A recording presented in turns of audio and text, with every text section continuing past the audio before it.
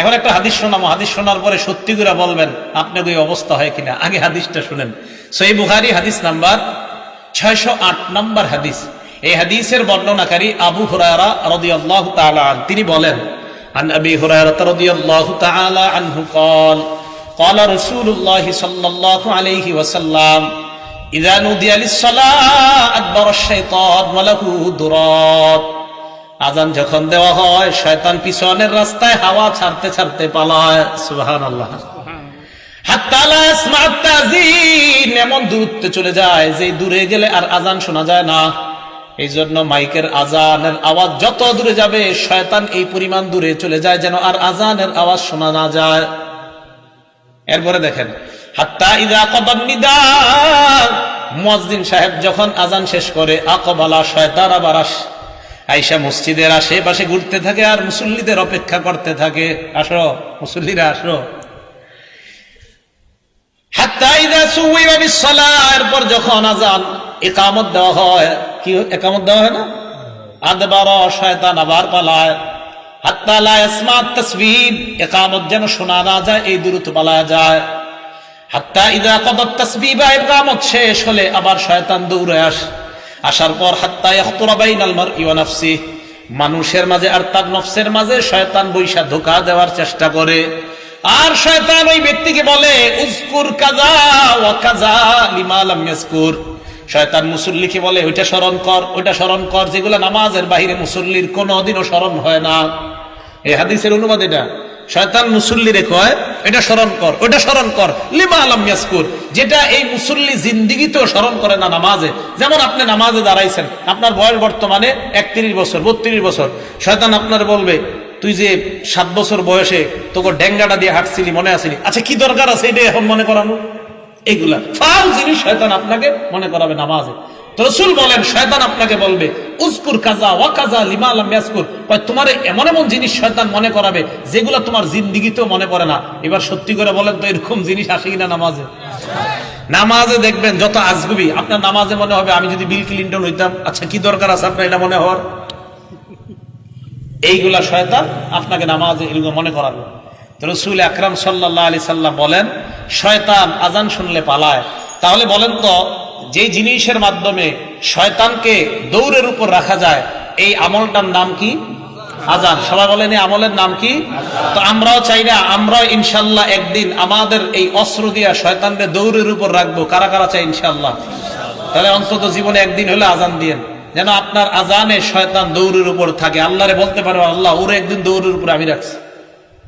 এখন কথা হলো, শয়তান আজান শুনলে কেন পালায়? 2 কারণ। বলেন কয় কারণ? হ্যাঁ, মনে রাখবেন।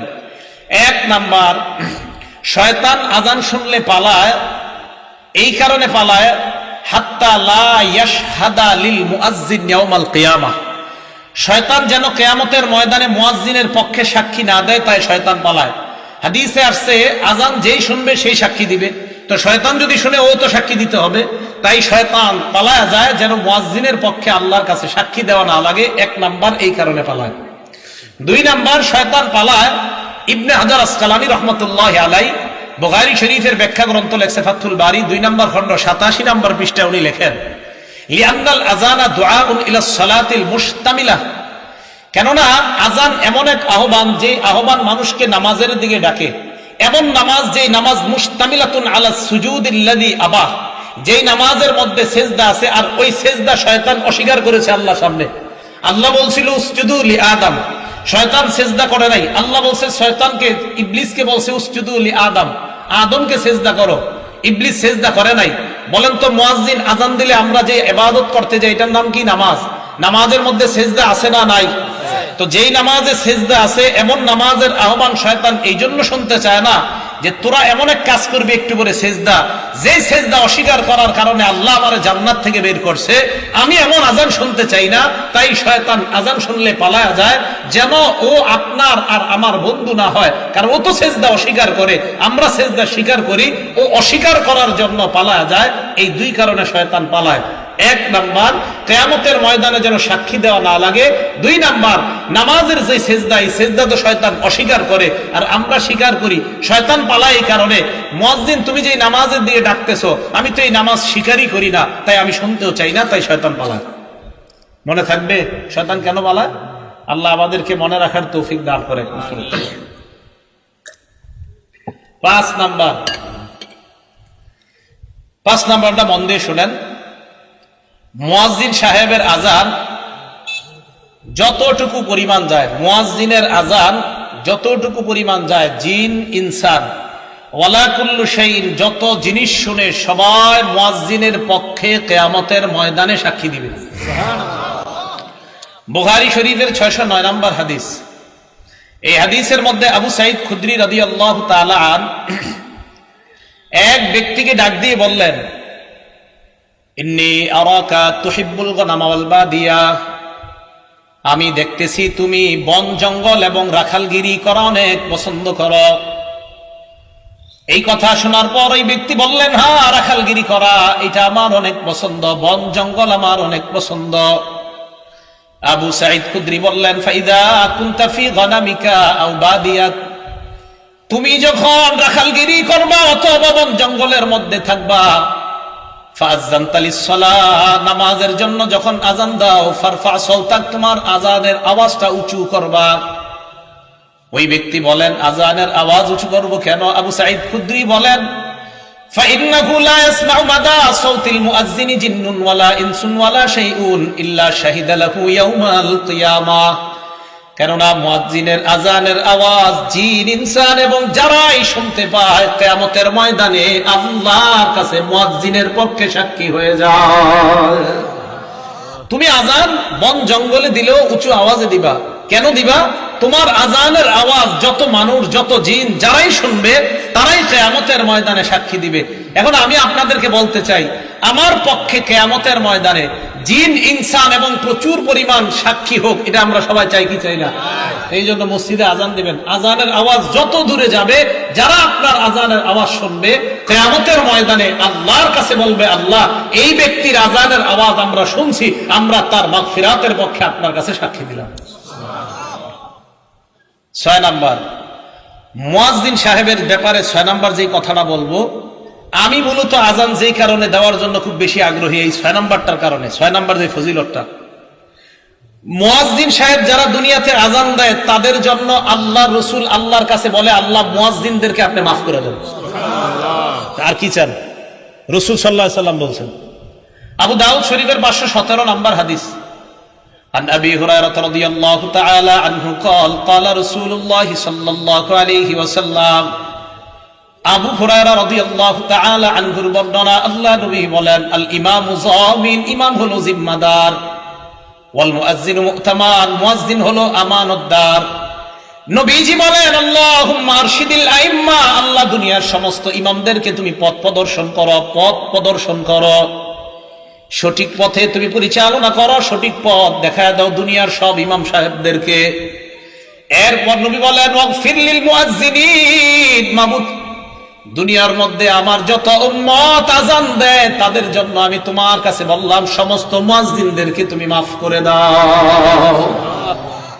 তাহলে আপনি আল্লাহ রাসূলের দোয়া পাবেন, যে রাসূল সাল্লাল্লাহু আলাইহি সাল্লাম মুয়াজ্জিনের জন্য আল্লাহর কাছে বলছে, আল্লাহ আপনি দুনিয়ার সব মুয়াজ্জিনদেরকে মাফ করে দেন। আমি আপনাদের কাছে জানতে চাই, এর চেয়ে বড় আর দোয়া কি চান? যে রাসূল সাল্লাল্লাহু আলাইহি সাল্লাম যারা আযান দেয় তাদের জন্য দোয়া করে বলে, আল্লাহ মুয়াজ্জিনদেরকে আপনি মাফ করে দেন। তাহলে বলেন, আমরা সবাই ইনশাআল্লাহ আযান দিতে রাজি আছি তো? ইনশাআল্লাহ। আল্লাহ আমাদেরকে আমলটা করার তৌফিক দান করেন। 7 নাম্বার, আগে বলছি কি, মুয়াজ্জিনের আযান জিন ইনসান যারা শুনে তারা আল্লাহর কাছে সাক্ষী দিবে। 7 নাম্বার ফজিলত, মুয়াজ্জিনের আযানের আওয়াজ যত দূর পরিমাণ যায় ওই পর্যন্ত শুষ্ক এবং ভিজা যত বস্তু আছে সমস্ত বস্তু কিয়ামতের মাঠে আল্লাহর কাছে সাক্ষী দিবে। শুধু তাই না, মুয়াজ্জিনের আযান যেই পরিমাণ দূরে যায় ওই পরিমাণ, মানে এরকম লম্বা পরিমাণ পর্যন্ত তার গুনাহ মাফ করে দেওয়া হয়। দলিল আবু দাউদ শরীফ 515 নাম্বার হাদিস। এই হাদিসের বর্ণনাকারীও আবু হুরায়রা রাদিয়াল্লাহু তাআলা আনহু। عن أبي هريرة رضي الله تعالى عنه قال قال رسول الله صلى الله عليه وسلم, আবু হুরায়রা রাদিয়াল্লাহু তাআলা আনহুর বর্ণনা, আল্লাহ নবী বলেন, আল মুয়াজ্জিনু ইউগফারু লাহু মাদা সাওতিহি, মুয়াজ্জিন যখন আযান দেয় ইউগফারু লাহু মাদা সাউতিহি, তার আযানের আওয়াজ যেই পরিমাণ দূরে যায় ওই পরিমাণ পর্যন্ত তাকে ক্ষমা করে দেওয়া হয়। আজান জোরে দিবেন, যদি মাইক না থাকে, কারেন্ট না থাকে তো জোরে দিবেন। আগের দিনে মুরব্বীরা আজান দিলে 2-3 মাইল দূর থেকে শোনা যেত। এখন আমরা খানা খাদ্যে সব ভেজাল ঢুকছে, আওয়াজও কম, আজানের অত আওয়াজও হয় না। আর দালান কোঠায় এত বাড়ছে যে আজানের আওয়াজ এখন দূরেও যায় না। রাসূল সাল্লাল্লাহু আলাইহি সাল্লাম বলেন, মুয়াজ্জিনের আজানের আওয়াজ যে পরিমাণ দূরে যায় ওই পরিমাণ দূরত্ব পরিমাণ আল্লাহ তার জিন্দেগীর গুনাহ মাফ করে দেয়। এবার কি বলে দেখেন, ওয়ায়াশহাদু লাহু কুল্লু রাতবিন ওয়া ইয়াবিস, যত শুষ্ক, ভিজা, তাজা এবং শুষ্ক যত বস্তু আছে সমস্ত বস্তু কিয়ামতের ময়দানে মুয়াজ্জিনের পক্ষে আল্লাহর কাছে সাক্ষী দিবে। তাহলে আমরা আজান দিব ইনশাআল্লাহ। এই 7। 8 নাম্বারটা শুনেন, নাসাই শরীফের 666 কত হইল? 666 কত হয়? 666 নাম্বার হাদিস। কত? 666 কত হয়? 666 নাম্বার হাদিস।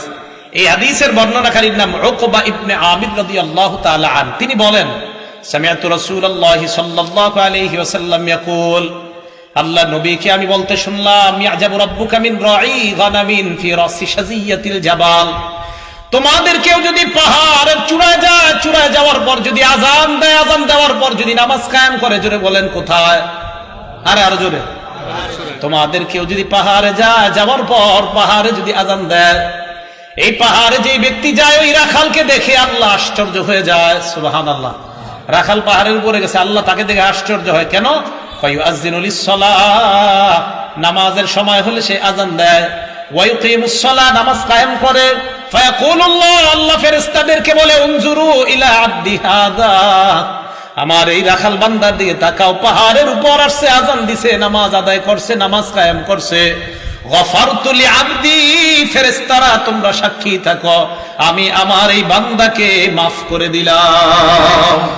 ও আদখালতুহুল জান্নাহ, আমি আল্লাহ তাকে জান্নাতে প্রবেশ করায়া দিলাম।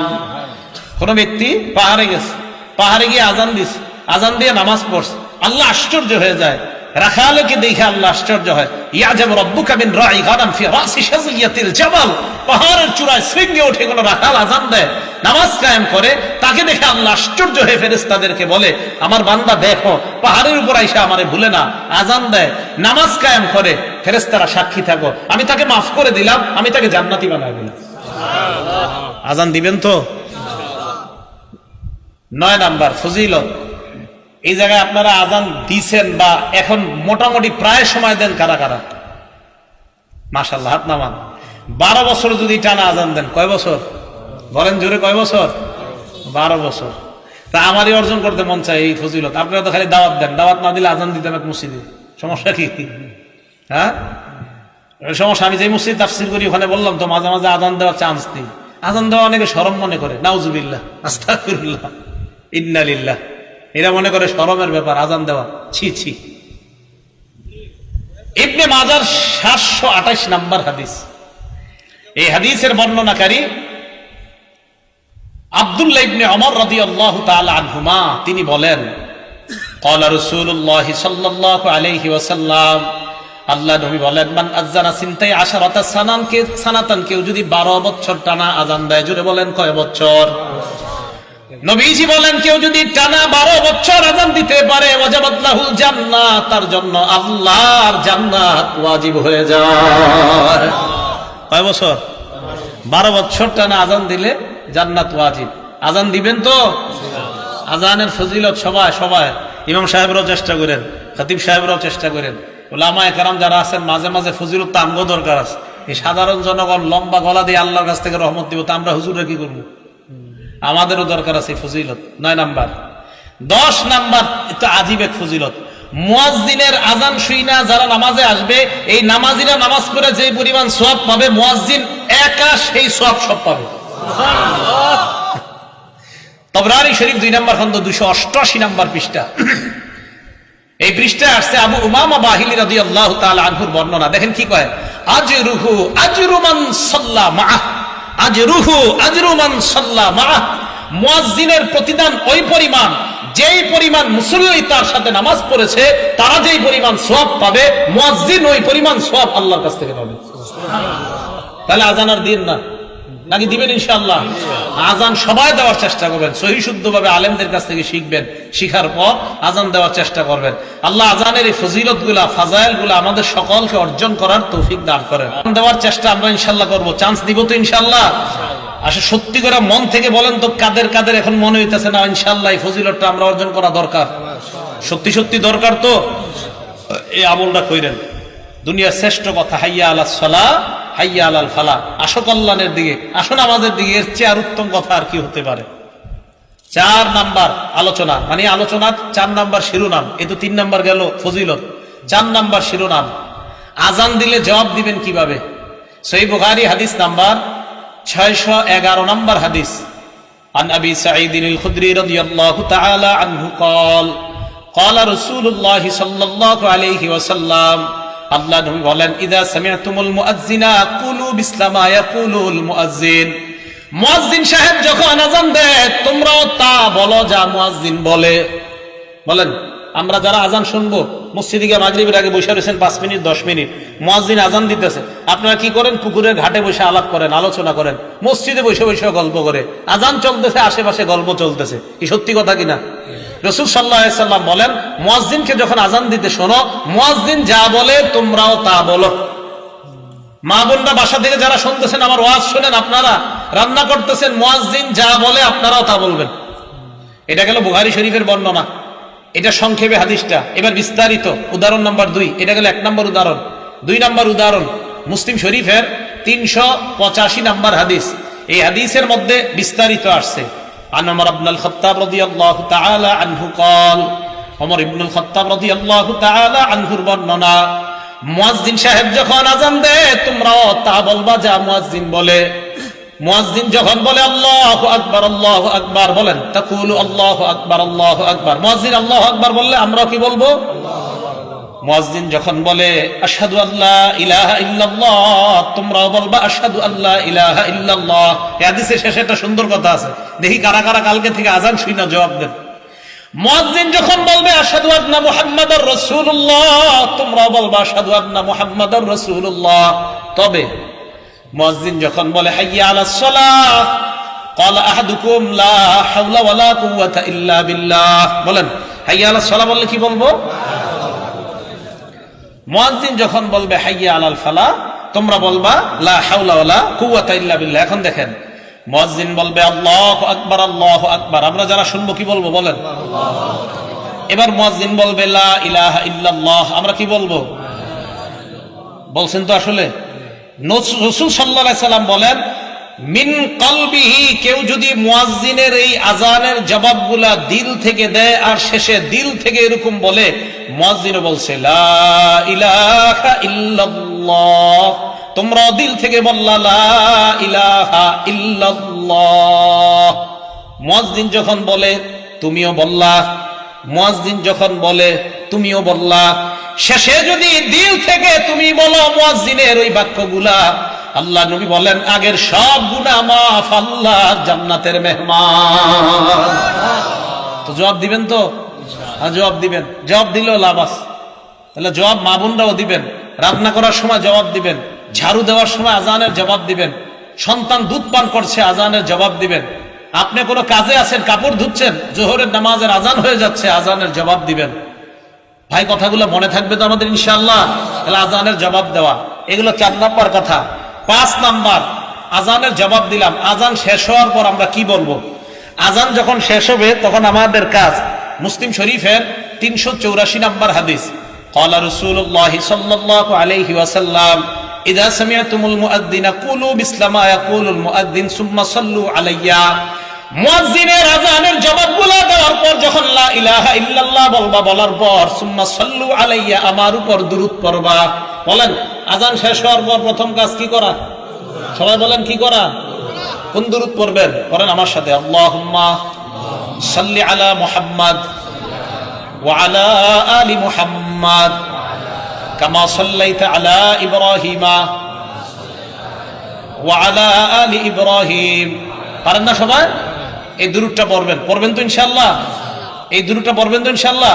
সেই বুখারীর বর্ণনা, সাহাবারা রাসূল সাল্লাল্লাহু আলাইহি সাল্লামকে বললেন, ইয়া রাসূলুল্লাহ, আপনাকে সালাম দেওয়ার নিয়ম জানি, আপনার উপরে দুরূদ পড়ব কিভাবে, আমাদেরকে একটু শিখায়া দেন। রাসূল বললেন, কুল্লু আল্লাহুম্মা সাল্লি আলা মুহাম্মাদ। ও সাহাবারা, তোমরা এই দুরূদটা পড়ো, যে দুরূদটা আমরা নামাজে পড়ি। যদি এত বড়টা পড়ার সময় না থাকে আপনার, শুধু এতটুকু বললে হবে, আল্লাহুম্মা সাল্লি আলা সাইয়্যিদিনা ওয়া মাওলানা মুহাম্মাদ। এতটুকু বলার পর আযানের দোয়াটা পড়বেন। যে কোনো একটা দুরূদ পড়বেন, পড়ার পর কি করবেন, আযানের দোয়াটা পড়বেন। বাকি আমি আযানের জবাব দেই এই দুরূদটা পড়া, যে দুরূদটা সহিহ বুখারীতে পাওয়া গেছে। আযান মানে আমরা নামাজে যে দুরূদটা পড়ি, তাহলে এই দুরূদ পড়া প্রথম কাজ। মা বোনরাও মনে রাখবেন, আযানের জবাব দিলেন, জবাব দেওয়ার পর প্রথম কাজ দুরূদ শরীফ পড়া। দুরূদ শরীফ পড়ার পর এরপর রাসূল বলেন দোয়াটা পড়বা, সুম্মা সালুলি আল্লাহ আল ওয়াসিলা। দোয়ার মধ্যে আমার জন্য তোমরা ওসিলা তালাশ করবা। বলেন কি তালাশ করবা? আল্লাহ ওসিলা। ফাইন্নাহা মানজিলা। দোয়ার মধ্যে যে ওসিলা তোমরা বলো, এই ওসিলাটা মানজিলাতুন ফিল জান্নাহ। এই ওসিলাটা হলো জান্নাতের একটা জায়গার নাম। সুবহানাল্লাহ। ওসিলা জান্নাতের একটা জায়গার নাম, একটা মঞ্জিলের নাম। বলেন ওসিলা কিসের নাম? সবাই বলেন তো, জান্নাতের একটা মঞ্জিলের নাম কি? রাসূল বলেন, লা তামবাগি লিআবদিন মিন ইবাদিল্লাহ। রাসূল সাল্লাল্লাহু আলাইহি সাল্লাম বলেন, লা তামবাগি ইল্লা লিআবদিন মিন ইবাদিল্লাহ। আল্লাহর একজন বান্দা ছাড়া কেউ এই ওসিলা নামক জায়গায় যেতে পারবে না। ওয়া আরজু আন আকুনা আনা হুয়া। আমি আশাবাদী আল্লাহর ওই বান্দাটা আমি হব। রাসূল সাল্লাল্লাহু আলাইহি সাল্লাম বলেন, তোমরা আমার জন্য ওসিলা চাইবা। ওসিলা মানে জান্নাতের একটা মঞ্জিলের নাম। আল্লাহর কাছে বলবা, আল্লাহ, নবীরে তুমি ওই ওসিলাটা দান করো। শোনো আমার উম্মত, ওসিলা জান্নাতের এমন একটা জায়গা, যেই জায়গাটা দুনিয়ার একজন মাত্র বান্দা সেখানে যেতে পারবে। আমি আশাবাদী ওই বান্দাটা হব আমি, মুহাম্মদ তোমাদের নবী সাল্লাল্লাহু আলাইহি সাল্লাম। তাহলে এটা হলো আমাদের প্রথম কাজ। সবাই বলেন তো, মুয়াজ্জিন আযান দিলে আযান চলার সময় আমাদের কি কাজ? জবাব দেওয়া। আযান শেষ হওয়ার পরে প্রথম কাজ দুরূদ শরীফ পড়া। এবার 6 নাম্বার দোয়া পড়া। দোয়াটা কিভাবে পড়বো আমরা বুখারী শরীফে আছে, মন দিয়ে শুনেন। দোয়াটা আপনারা এটা পড়েন না অন্যটা পড়েন, মন দিয়ে শুনবেন। বুখারী শরীফের 614 নাম্বার হাদিস। রাসূল সাল্লাল্লাহু আলাইহি সাল্লাম বলেন, আযান শোনার পর দুরূদ পড়ার পর তোমরা পড়বা, আল্লাহুম্মা রাব্বা হাযিহিদ দাওয়াতিত তাম্মাহ ওয়াস সালাতিল কাইমাহ আতি মুহাম্মাদানিল ওয়াসিলা আতি মুহাম্মাদানিল ওয়াসিলা। আল্লাহ মুহাম্মদ সাল্লাল্লাহু আলাইহি সাল্লামকে আপনি ওসিলা দান করেন।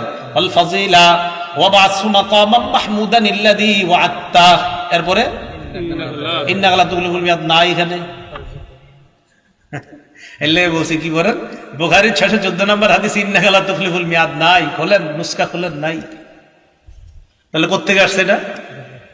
ইন্নাকা লা তুখলিফুল মিয়াদটা কোত্থেকে আসছে? হ্যাঁ, আছে বাইহাকী শরীফের 296 নম্বর হাদিস থেকে আইনা এখানে এটা লাগানো হয়েছে। সুবহানাল্লাহ। তাহলে ইন্নাকা লা তুখলিফুল মিয়াদ এটা বুখারীর 614 নম্বর হাদিসে নাই। এই ইন্নাকা লা তুখলিফুল মিয়াদটা লাগানো হয়েছে বাইহাকী শরীফের 296 নম্বর হাদিস থেকে এনে। তাহলে পুরো দোয়াটা কমপ্লিট। বুখারীর দোয়া শুধু এতটুকু, ওয়া বা'সু মাকামান মাহমুদান আল্লাযী ওয়া'আদতা, বাস এতটুকু। ইন্নাকা লা তুখলিফুল মিয়াদ বাড়তি অংশটা আছে বাইহাকী শরীফের 296 নম্বর হাদিসে। তাহলে টোটালটা পাইলাম আমরা। আরেকটা অনেকে বলে, দেশ গ্রামের মানুষ অনেকে, আপনারা ওয়ারজুকনা শাফাআতাহু ইয়াউমাল, এটা আবার কই বলেন? হ্যাঁ, এইটা বানান। বলেন এটা কি? রাসূলের সুপারিশ তো অবশ্যই আল্লাহর কাছে চাইতে হবে। রাসূলের সুপারিশ তো আমরা চাই না আল্লাহর কাছে? অবশ্যই চাই। আপনারা কি চান না? রাসূল সাল্লাল্লাহু আলাইহি ওয়াসাল্লামের সুপারিশ আমাদের সকলের দরকার আছে না? অবশ্যই দরকার আছে। রাসূলের সুপারিশ করার জন্যই তো আল্লাহ রাসূল সাল্লাল্লাহু আলাইহি ওয়াসাল্লাম আল্লাহর কাছে দোয়া করছে, লিকুল্লি নাবিয়্যিন দাওয়াতুন মুস্তাজাবা। প্রত্যেক নবীর স্পেশাল একটা দোয়া আছে, ইয়াদউ বিহা ফায়ুস্তাজাবু লাহ। সহিহ মুসলিম, সহিহ ইবনে হিব্বান উভয় কিতাবে আসছে। প্রত্যেক নবী ওই দোয়াটা করবে, ফায়ুতা বিহা, ওই দোয়া দুনিয়াতে দিয়ে দেওয়া হয়েছে। ওয়া ইন্নী ইখতাবাতু দাওয়াতি শাফাআতান লিউম্মতি ইয়াউমাল কিয়ামা। আমি আমার দোয়াটা করি নাই, আমার দোয়াটা আমার উম্মতে কিয়ামতের মাঠে সুপারিশ করার জন্য রাইখা দিয়েছি।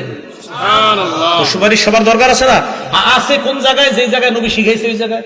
কিন্তু এই আযানের এই দোয়া তো আরজুকনা শাফাআত নবীজি আমাদেরকে শিখায় নাই, তাই আমরা বলবো না, আলাদা দোয়া করবো আমরা। ভাই মনে থাকবে তো? তারা আল্লাহুম্মা রাব্বা হাযিহিদ দাওয়াতিত তাম্মাহ ওয়াস সালাতিল কাইমাহ আতি মুহাম্মাদানিল ওয়াসিলাতা ওয়াল ফাজিলা ওয়া বা'আথহু মাকামান মাহমুদান আল্লাযী ওয়া'আদতা। বাইহাকীর 296 নম্বর হাদিস, ইন্নাকা লা তুখলিফুল মিয়াদ। এই হলো আপনার আযানের দোয়া। রাসূল বলেন এই দোয়াটা যারা পড়বে, বলেন এই দোয়াটা সবাই বলেন তো, যারা হাল্লাত লাহু শাফাআতি ইয়াউমাল কিয়ামা, তাদের জন্য সুপারিশ করা কিয়ামতের ময়দানে আমার জন্য ওয়াজিব হয়ে যাবে। সুবহানাল্লাহ। মা বোনরা সহ সবাই আজানের এই পরে দোয়াটা পড়বেন। রাসূল সাল্লাল্লাহু আলাইহি সাল্লাম বলেন, আজানের পরের এই দোয়া পড়লে আমার সুপারিশ করা ওই উম্মতের জন্য ওয়াজিব হয়ে যাবে। তাহলে সবাই পড়বো তো ইনশাআল্লাহ। তাহলে আজানের বাক্য শ্রেষ্ঠ বাক্য, আজানের কথাগুলা শ্রেষ্ঠ কথা। আজান যে ব্যক্তি দেয় গলা লম্বা হবে, আজান যে ব্যক্তি দেয় তার সব গুনাহ মাফ হবে, আজান যে ব্যক্তি দেয় তার সাথে আমরা ওইগুলা বলবো। আজান শেষ হলে আমরা প্রথম কাজ, আলেমরা ছাড়া অন্যরা বলেন, আলেমরা ছাড়া অন্যরা বলেন, প্রথম কাজ আজান দেওয়ার পর প্রথম কাজ দুরূদ পড়া, এরপরে কি পড়া? দোয়া পড়া। তাহলে পড়ব তো ইনশাআল্লাহ। এইগুলো আমাদের 6 নম্বর আলোচনা। 7 নম্বর আলোচনা, আজানের পর এই তো নামাজের জন্য আমরা মসজিদে যাব, একামত। একামত দেওয়ার ক্ষেত্রে আমরা ওই একামতের যে বাক্যগুলা মুয়াজ্জিন সাহেব বলবে আমরা ওইগুলা বলবো। আজানের এই একামতের জবাবের এই বাক্যগুলা আমরা বলবো, মুয়াজ্জিন যা বলে আমরাও বলবো। এখন কথা হলো এই বাক্যগুলা আমরা বলবো, এটা বলা কি? এটা বলা মুস্তাহাব। আরব বিশ্বের উলামায়ে কেরাম সহ আল-লাজনাতুদ দাইমাহ লিল ইফতা, সৌদি আরবের ফিকহি বোর্ড সহ সমসাময়িক উলামায়ে কেরাম যারা আছে সবাই এই ব্যাপারে একমত। আজানের মতো একামতের যে জবাব, এই জবাবগুলাও মুসল্লিরা দিবে, তবে একামতের জবাবগুলা মুসল্লিদের জন্য দেওয়া এটা মুস্তাহাব বলছে তারা। কি বলছে বলেন তো? মুস্তাহাব। কেউ কেউ যদিও ওয়াজিব বলছে। হানাফি মাযহাবের ফিকহের কিতাব দুরুল মুখতারের মধ্যে আছে যে ইকামত দিবে মুয়াজ্জিন সাহেব, আর মুসল্লি যারা আছে তারাও মুয়াজ্জিন সাহেবের সাথে এই ইকামতের জবাবগুলা দিবে। কদ কামাতিস সালাহ, কদ কামাতিস সালাহ যখন বলবে তখন আমরা যারা আমরা কি বলবো? এই ব্যাপারে একদল আলেম বলে তোমরাও কদ কামাতিস সালাহ কদ কামাতিস সালাহ বলবা। বাকি আরেক দল বলে তখন বলা আকামাহাল্লাহু ওয়া আদামাহা। কি বলা? আকামাহাল্লাহু ওয়া আদামাহা, এটা বলা মুস্তাহাব। আবার একদল বলে না, শুধু কদ কামাতিস সালাহ বলা। আর আমি আপনাদেরকে বলি আপনারা দুইটাই কইেন। মুয়াজ্জিন যখন বলে কদ কামাতিস সালাহ, আপনি বলবেন কদ কামাতিস সালাহ আকামাহাল্লাহু ওয়া আদামাহা। আবার মুয়াজ্জিন বলবে কদ কামাতিস সালাহ, আপনি বলবেন কদ কামাতিস সালাহ আকামাহাল্লাহু ওয়া আদামাহা। তাহলে দুই দলেরটা আমল হয়ে যাইতেছে, দুই দলেরটা আমল হয়ে যাইতেছে। এই হলো আজানের একামতের জবাব। তো একামতের জবাবটা আমরা এইভাবে দিব। আল্লাহ পাক রব্বুল আলামিন আমাদের সকলকে অন্তত আজানের যে ফাজাইল গুলা, এই ফাজাইল গুলা জেনে আমরা সবাই যেন জিন্দিগিতে অন্তত একবার হলেও মরণের আগে আমরা দিল থেকে আল্লাহকে খুশি করার জন্য এবং মুয়াজ্জিনের ফজিলত অর্জন করার জন্য অন্তত একবারও যেন মসজিদে আজান দেওয়ার চান্স নিতে পারি। আল্লাহ তৌফিক দান করেন। আমিন।